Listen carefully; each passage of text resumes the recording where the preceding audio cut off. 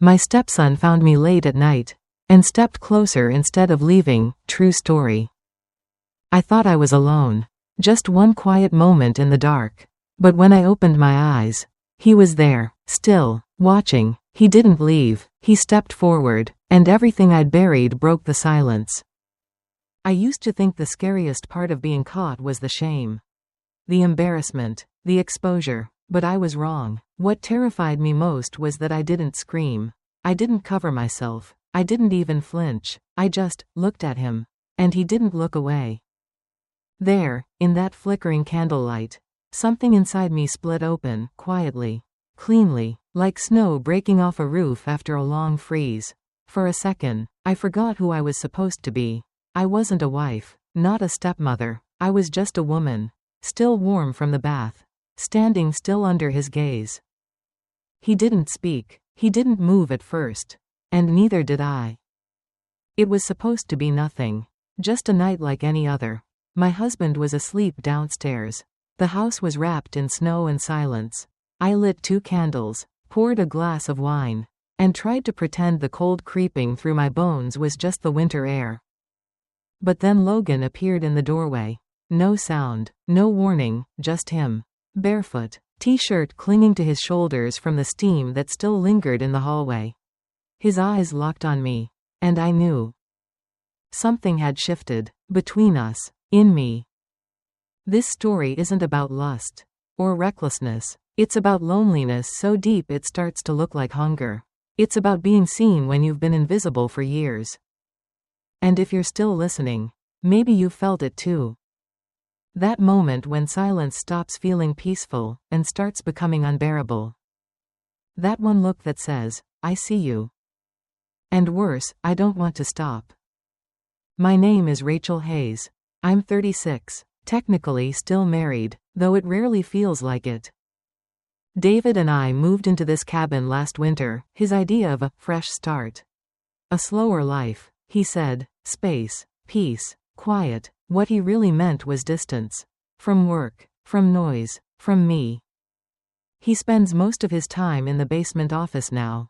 Headphones in, lights off, half listening when I speak, nodding without hearing. Sometimes I wonder if I've become part of the background, like the coat rack or the sound of the fridge humming. Then Logan moved back in. 25, David's son from his first marriage. He was supposed to stay just a few weeks, between jobs. Figuring things out, that's what they said. I didn't argue. He was polite, helpful, quiet, mostly, the kind of presence that made the silence feel less like isolation and more like company. At first, I told myself it was nothing. Just 2 people sharing space in a cold house. But it wasn't the cold that kept me awake some nights. It was the way the air changed when he entered a room. The way I noticed him noticing me. And how I stopped pretending not to notice back. David wasn't always this cold. There was a time he used to reach for my hand in the car. Brush his fingers across my back just because. He'd tuck my hair behind my ear in the kitchen. Smile at nothing in particular, just because I was there. There was warmth once, a softness. But it didn't vanish overnight. It faded, like sunlight through a dirty window. Slowly, quietly, so slow, I didn't even notice I was losing him until there was nothing left to hold. Now he works late. Even when he's home, dinner happens in silence. Our bedroom feels more like storage than sanctuary. 2 nightstands, 2 people, 2 lives no longer touching. He doesn't cheat, not in the classic sense. No lipstick stains, no mysterious texts. Just absence, emotional abandonment dressed up as routine. And routine is a clever mask, it makes neglect feel normal. I tried, God, I tried, lingered by his side, asked about his day, wore perfume he used to love. But his answers got shorter. His touches vanished. And eventually, I stopped reaching, because every time I did, it felt like I was reaching into a ghost. It's strange how silence can grow louder than any argument, how a cold shoulder can sting more than shouting. And somehow, that cold made me ache more than anger ever could. I didn't fall out of love. I just fell out of sight. The first time Logan really looked at me, I almost forgot how to breathe. It was early, just after sunrise. I was standing in the kitchen, robe tied loosely, waiting for the kettle to boil. The cabin was still half asleep, dim light filtering through the frosted windows. The world outside blanketed in snow and silence. I didn't hear him come in. I felt him. That stillness shifted, not loud, not jarring, just heavier. I turned, and he was there, hoodie, barefoot, hair still messy from sleep. But it was his eyes that stopped me. Focused, curious, quietly intense, like he was trying to figure out something he wasn't ready to ask. I smiled, soft and reflexive. Didn't think you were up this early. He didn't answer right away. Just watched me for a second longer than necessary before glancing down and rubbing the back of his neck. Couldn't sleep. He grabbed a mug and stood beside me, waiting. The silence between us wasn't awkward. It was thick, like snow-heavy branches that hadn't dropped yet. We stood there, close, but not touching, as the kettle hissed behind us. And in that moment, something in me blinked awake. Not because he said something, but because he didn't look away. It wasn't inappropriate, not yet. But it wasn't nothing either. There was no reason for my heart to beat like that. No reason for my fingers to tremble as I poured the tea. And still, I felt it, that pulse, that heat, that quiet danger in the stillness. Like standing too close to something you didn't know could burn. It didn't happen all at once. It was the way his hand brushed mine when we both reached for the salt. The way our shoulders bumped lightly in the hallway. The way he stood close behind me when I was slicing vegetables. Close enough that I could feel his breath on the back of my neck. Even if I told myself I imagined it. These weren't touches, not really. They were accidents, normal, everyday, but my body didn't treat them like accidents. It started reacting before I could explain it away. A shiver down my spine that had nothing to do with the cold. The way my chest tightened when he walked into the room. The way I found myself holding my breath when he leaned near. Like proximity alone was dangerous. And maybe it was. He never crossed a line. Not with words, not with hands, but his eyes, they lingered. Like he saw something in me that David hadn't in years. Something more than role or title or routine. Something human. And worse, I started seeing him too. Not as my stepson, not even as David's boy. Just Logan, tall, quiet, thoughtful, too thoughtful. His presence didn't just fill the room, it filled a part of me I'd forgotten was empty. I caught myself lingering by the stairs when I heard him coming down. Waiting in the kitchen just a bit longer than needed. Picking a blouse that fit a little tighter. Not for David, he wouldn't notice. But Logan did. And every time his gaze caught mine, I told myself to look away. But I didn't. Not once. I kept telling myself it was innocent. That I was reading too much into the way he looked at me. That the silence between us wasn't tension, just coincidence. That the flutter in my chest was nothing more than loneliness dressed up as temptation. But lies told in silence are still lies. I started watching for him. Listening for his footsteps. I knew his patterns, when he made coffee. When he took his afternoon calls. How he liked his eggs. Little things. Things I had no business noticing. And yet, I noticed. One morning, I caught him watching me tie my robe. I wasn't even thinking about it, just another slow start to another quiet day. But when I glanced up, his gaze was locked on the knot I'd just finished pulling tight. He blinked, looked away quickly. But it was too late. The moment had already happened.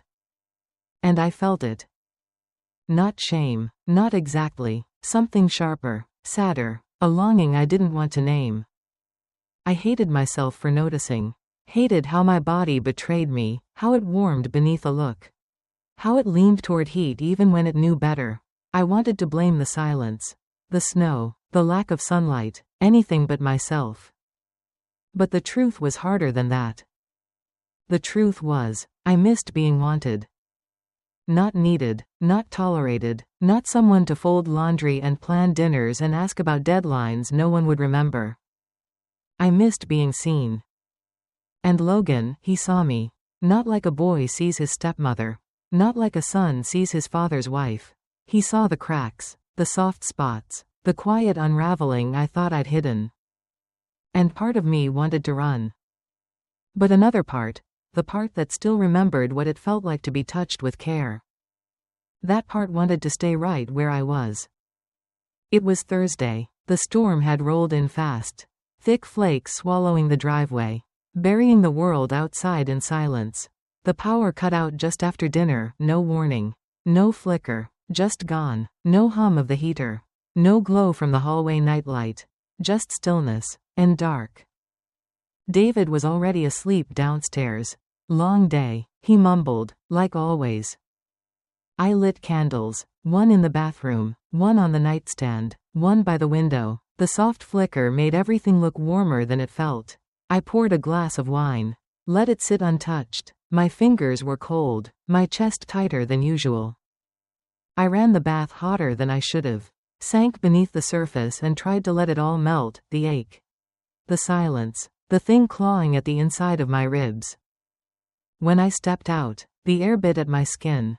I dried off slowly, half dazed, wrapped the towel around me. I didn't close the door. I didn't even think to. Just candlelight, quiet, and a moment I thought was mine. Until I looked up. He was there. Logan. Standing in the doorway. Barefoot, t-shirt, still. He didn't speak. He didn't look away. And I didn't cover myself. I froze, not out of fear, but something deeper, something like recognition. My heart didn't just race, it roared. Not because I was caught, because I was seen. And that terrified me more than anything. His eyes didn't linger with lust. They held me in place like truth. And I stood there, half draped in shadow and silence, and did nothing. Because in that moment, I remembered what it felt like to be looked at like I mattered. Like I was real. Like I hadn't already disappeared. And worse. I didn't want the moment to end. I barely slept that night. I lay there, eyes wide open, staring at the ceiling like it might offer answers. My body still hummed with the echo of that moment, the heat of the bathwater. The chill in the air. The weight of Logan's eyes on my skin. Over and over, the scene played in my head. The candlelight, the doorway, the silence, my towel slipping just a little. The way I froze, the way he didn't move. How long had he been standing there? What exactly did he see? And the worst question, the one that made my stomach twist. Did I want him to see me? Because I didn't scream, I didn't cover myself. I didn't tell him to leave. I just stayed there, breathing, watching him watch me.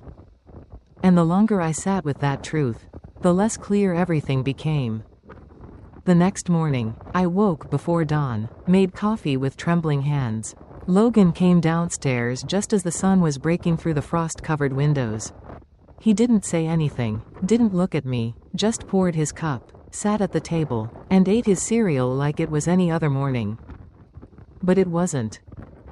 Everything had shifted. Even the silence felt different, like it was holding its breath. I wanted to say something. Ask him what he saw, what he thought, what he felt, but I was terrified of the answer. Terrified of hearing what I already knew. Then David walked in. Still typing on his phone. Barely looked up. Morning, he muttered, like we were co-workers sharing a space, not a marriage. I felt the crack inside me deepen. I was drowning in guilt, confusion, hunger, shame, and David, he didn't notice. Not my silence, not the stiffness in the air, not the way Logan refused to meet my eyes. It was like I was invisible again. And yet, that moment with Logan hadn't vanished. It clung to me. Louder than David's indifference. More real than the entire last year of our marriage. I didn't know what would happen next. But I knew we'd crossed something. Not a line. A threshold. The days that followed weren't louder, just heavier. Logan and I moved around each other like ghosts, careful, quiet, deliberate. Every glance held weight, every silence buzzed like static. Nothing was said, and yet everything had changed. He never mentioned that night. Not once. No awkward joke, no accidental slip, but something hung in the air between us. Thick and charged, like a power line humming just before it snaps. I caught him watching me once, just once, while I folded laundry in the living room. His eyes traced the curve of my neck, the slope of my shoulder. I felt it, I felt him, and for a heartbeat, I looked back. That's when I realized, I wasn't afraid of what we'd done. I was afraid of what we hadn't. Because desire doesn't always live in action. Sometimes it hides in restraint. And that's where it burns the hottest. David remained oblivious, or maybe he wasn't. Maybe he just didn't care enough to notice the shift in the room. The static between his wife and his son. Or maybe he did notice, and chose silence as a weapon of his own. Either way, the damage was done. Not to my body, but to the boundaries I thought were unbreakable. We hadn't touched, not really. But the space between us was no longer innocent. And I was no longer untouched. I haven't told anyone. Not my sister, not my therapist, not even myself, not fully, because to say it out loud, to shape it into words, would make it real. And I don't know if I'm ready for that. But I think about it every night. The way he looked at me, the way I didn't flinch, the way part of me leaned in without moving at all. I keep asking myself, was it wrong if nothing happened? Or was it worse because something almost did? What scares me most isn't what Logan saw. It's that I let him see. That deep, aching part of me, the one that's been so starved for affection. For attention, for acknowledgement, wanted to be seen. Needed it. Maybe I even left the door open on purpose. Maybe not consciously, but somewhere under the weight of years unloved, I forgot how to lock it. And now I can't forget what it felt like to be looked at like that. Like I mattered, like I existed, like I was still a woman. Not just someone's wife. Not just someone's mother. Someone. So here I am, sitting in the wreckage of a moment that didn't fully happen but changed everything anyway. Wondering what that makes me. Am I cruel? Am I broken? Or just human? I know what the world would say. I know what judgment sounds like. But I also know what silence sounds like. It's colder. So I'll ask you, whoever you are, wherever you're watching from. Have you ever crossed a line in your mind, and then couldn't walk it back? Have you ever wanted something you weren't supposed to want? And if you have, does that make you unforgivable? Or just someone who finally wanted to feel alive again?